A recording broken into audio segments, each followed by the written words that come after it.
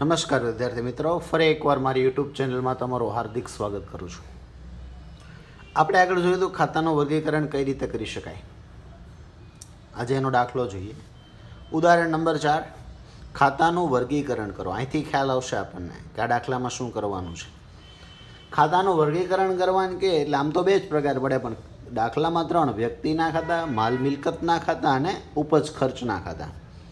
ટૂંકમાં સમજૂતી આપો. ટૂંકમાં સમજૂતી પૂછાતી નથી પરીક્ષામાં સામાન્ય રીતે, ખાલી વર્ગીકરણ પૂછાય છે. તો વર્ગીકરણ જ આપણે કરવાનું છે ટૂંકમાં. ચાલો, આ રીતે 1 થી 40 એન્ટ્રી આપીશ તમને. 1 થી 40 ખાતા આપ્યા છે, એનું વર્ગીકરણ કરવાનું છે. ચાલો, પહેલું જ લઈએ. નવજીવન કોમર્સ કોલેજ. કોલેજ એટલે કેવું? કૃત્રિમ વ્યક્તિ. કેમાં આવશે? વ્યક્તિ ખાતામાં. આ રીતે ટૂંકમાં નક્કી કરીને અહીં એન્ટ્રી આપતી જવાની છે. નવજીવન કોમર્સ કોલેજ ખાતું.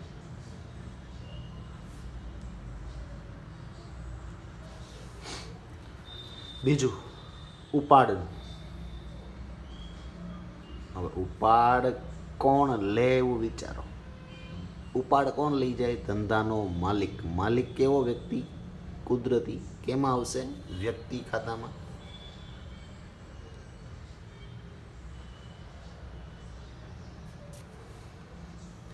રોકડ, રોકડા પૈસા પીડ્યા હોય તમારા હાથમાં, મિલકત કહેવાય. કેમાં આવશે? મિલકતનું ખાતું.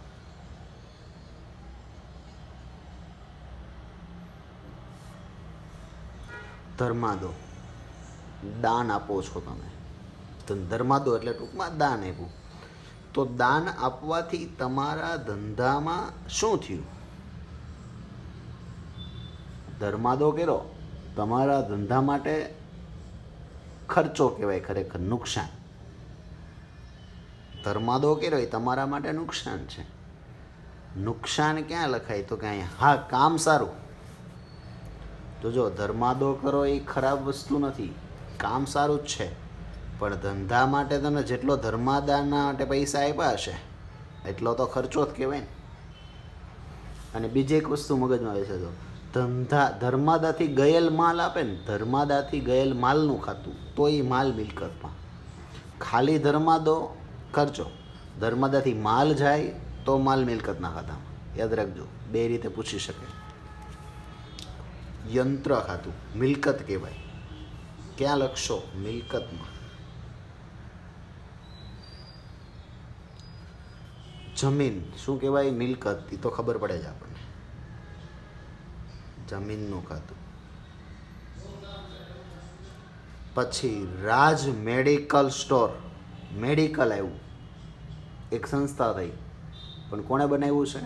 વ્યક્તિએ. એટલે કેમાં આવશે? વ્યક્તિ ખાતામાં. રાજ મેડિકલ સ્ટોર્સ ખાતું. સ્ટોર્સ છે, સ્ટોક હોય તો સીધું આમાં જતું રહે. પગાર, કર્મચારીને પગાર આપો, ખર્ચ કહેવાય, એટલે ઉપજ ખર્ચમાં. આવક, માલ, ગાડા ભાડું. માલની આવક ક્યારે થાય? ખરીદી કરો ત્યારે ગાડા ભાડું તમે ચૂકવવું હશે, તો તમારા માટે શું થયો? એ ખર્ચો. આવક, માલ, ગાડા ભાડું.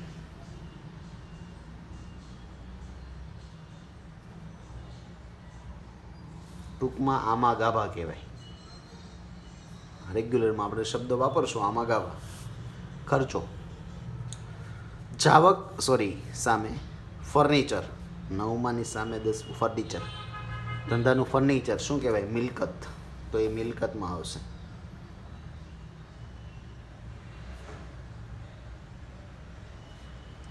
પછી જાવક, માલ, ગાડા ભાડું. માલની જાવક થાય ત્યારે તમે ગાડા ભાડું ચૂકવું હોય તો ત્યારે તમારા માટે ખર્ચો કહેવાય.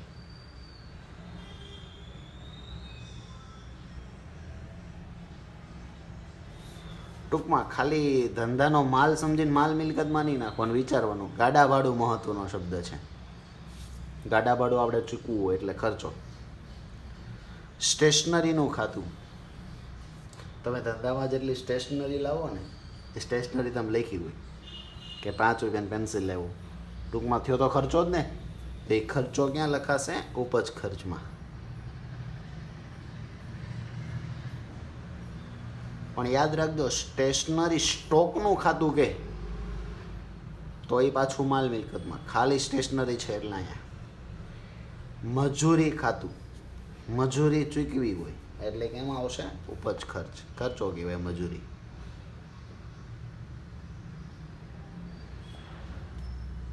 કોપીરાઇટ્સ મેં કીધું હતું 4 વસ્તુ: પાઘડી, પેટર્ન, ટ્રેડમાર્ક, કોપીરાઇટ. આ ચારેય મિલકત છે અદૃશ્ય. કેમાં આવશે? માલ મિલકત.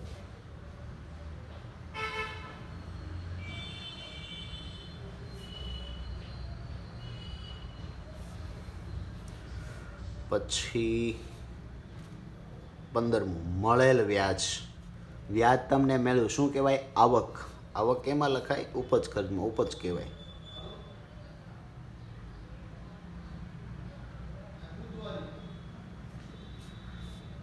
સોળમું યુનિયન બેંક ખાતું. બેંક છે. બેંક કેવી વ્યક્તિ? કૃત્રિમ. કેમાં આવશે? વ્યક્તિ ખાતામાં. બેંક ખાતું, યુનિયન બેંક ખાતું. પછી 17મું ચૂકવેલ ભાડા ખાતું. તમે ભાડું ચૂકવો એટલે શું કહેવાય? ખર્ચો. ચૂકવેલ ભાડા ખાતું ખર્ચો કહેવાય એટલે ખર્ચમાં ભાડું ચૂકવવું પડ્યું હોય. 18મું રિલાયન્સના શેર. કોઈ પણ શેર તમારી પાસે પડ્યા હોય એ મિલકત કહેવાય એટલે કેમાં આવશે? માલ મિલકતમાં.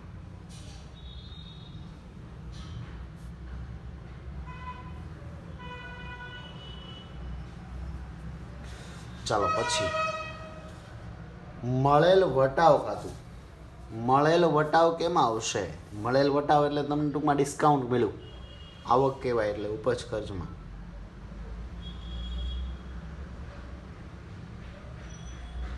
હું કેને આધારે નક્કી કરું છું આ મગજમાં બેસાડજો. એકવાર મગજમાં બેસી ગયું પછી નહીં વાંધો આવે.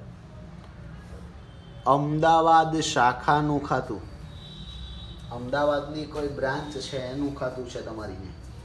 અમદાવાદ જે સંસ્થા સ્થાપણી કૃત્રિમ કહેવાય ને એટલે વ્યક્તિ ખાતામાં.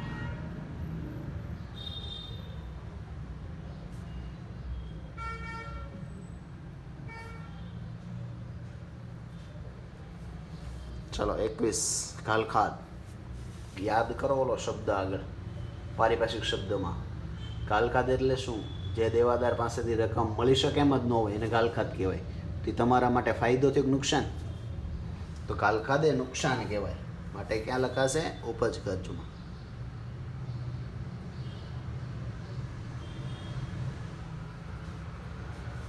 પછી કર્ણાવતી ક્લબનું ખાતું. ક્લબ એ કૃત્રિમ વ્યક્તિ માટે વ્યક્તિ ખાતામાં.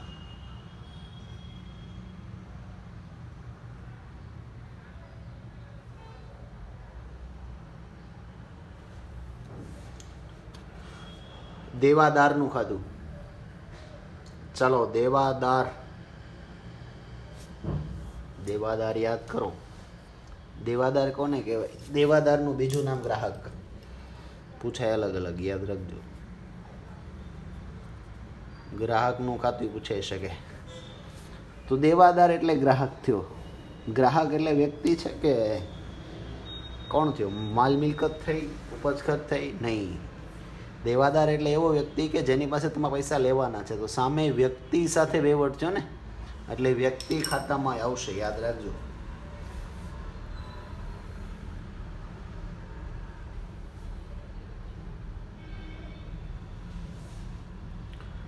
પછી નમૂના તરીકે વેચેલ માલનું ખાતું. તમે નમૂના તરીકે માલ વેચી દો છો એનું ખાતું કેમાં લખશો?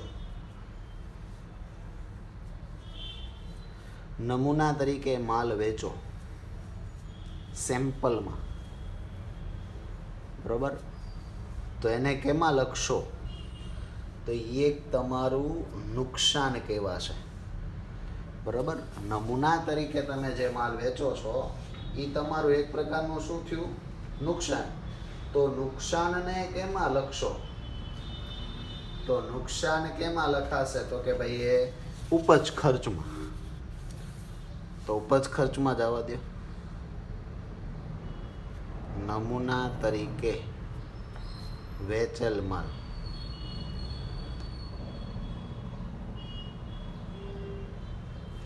નમૂના તરીકે તમે માલ વેચો છે, બરોબર? તો એ તમને એટલું નુકસાન, સેમ્પલ આપીએ આપણે, કોકને સેમ્પલ આપીએ એના બદલામાં આપણને ક્યારેય પૈસા પાછા નથી મળતા. તો એ ટૂંકમાં તમારો ખર્ચો. 25મું, લેણદાર. લેણદાર એટલે વેપારી.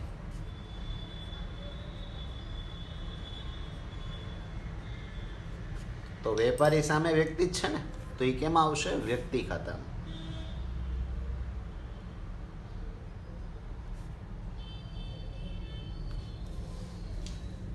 ચલો આગળ. કારખાનાના ખર્ચ શબ્દ વાપરે એટલે એ ખર્ચમાં જ હોય.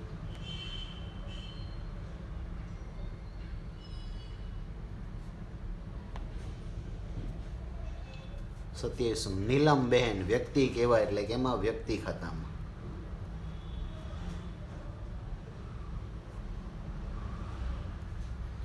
પછી ઘસારાનું ખાતું. ઘસારો એટલે મિલકતની કિંમતમાંથી જે બાદ થાય ને એને ઘસારો કહેવાય અમુક સમયાંતરે. તો એ તમારો ફાયદો. નુકસાન માટે ક્યાં લખાશે? નફા, સોરી, ઉપજ ખર્ચમાં. પછી આગળ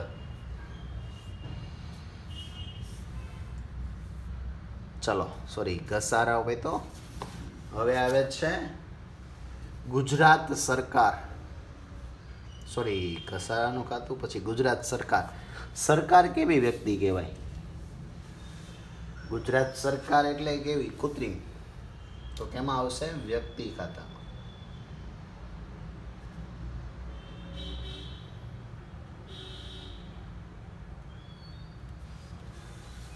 પછી આવે છે મળેલ બેંક વ્યાજ. બેંક દ્વારા તમને વ્યાજ મળ્યું તો એ આવક થઈ ને, ઉપજ કહેવાય. મળેલ બેંક વ્યાજ ખાતું. ચાલો પછી જાહેરાતમાં આપેલ માલનું ખાતું. તમે જાહેરાતમાં માલ આપી દો છો, જાહેરાતમાં એટલે એ સેમ્પલ તરીકે જ થયો. તો સેમ્પલ તરીકે તમે માલ આપો તો એના પૈસા તમને ક્યારેય પાછા મળશે નહીં. તો એક પ્રકારનો શું થયો? ખર્ચો જ. તો જાહેરાતમાં આપેલ માલ ખાતું. નુકસાન જ થયું એટલે એ ખર્ચમાં જ લખાશે. આગળ મળેલ ડિવિડન્ડ. તમે શેરમાં પૈસા રોકો ને, કોકને વ્યાજે પૈસા આપો તો વ્યાજ મળે.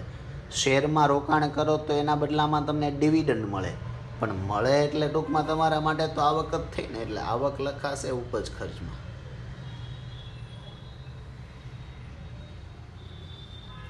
ઓકે, ચલો. મળેલ કમિશન. મળેલ બધી વસ્તુ તમારી સામાન્ય રીતે આવક જ હોય, એટલે કમિશન મળે તો આવક, એટલે ઉપજમાં. પછી પાઘડી. પાઘડી અદૃશ્ય મિલકત. મિલકત એટલે કે એમાં માલ મિલકતમાં. પાઘડી, પેટર્ન્સ, ટ્રેડમાર્ક, કોપીરાઇટ્સ વગેરે. આપેલ કમિશન ખર્ચો. મળેલ કમિશન આવક, આપેલ ખર્ચો. પણ ખર્ચ હોય કે ઉપજ લખાશે તો આમ જ ને, આપેલ કમિશન ખાતું.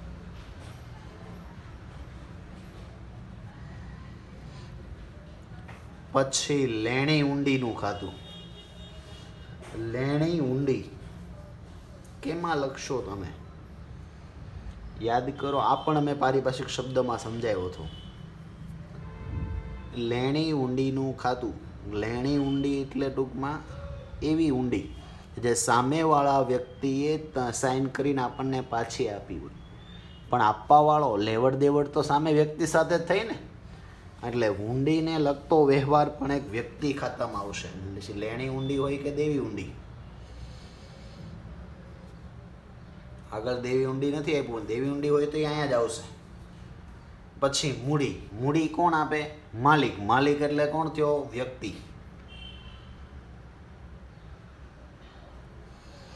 પછી ખરીદી, ખરીદી કરો એટલે માલ સામાન ધંધામાં આવે, એટલે માલ મિલકતને લગતું ખાતું થયું, એટલે કેમાં આવશે? માલ મિલકતમાં.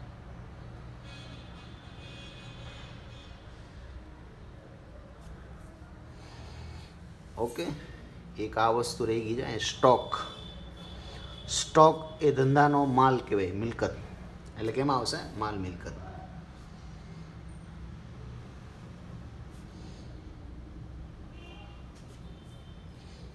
ઓકે, દાખલા નંબર 4. આ રીતે વર્ગીકરણ કરવાનું પૂછે. પરીક્ષામાં તો શું થાય, 5 ગુણમાં પૂછે ને તો 10 એન્ટ્રી આપે, 2નો આખો અથવા 1 એન્ટ્રીનો અડધો માર્ક્સ થાય ટૂંકમાં.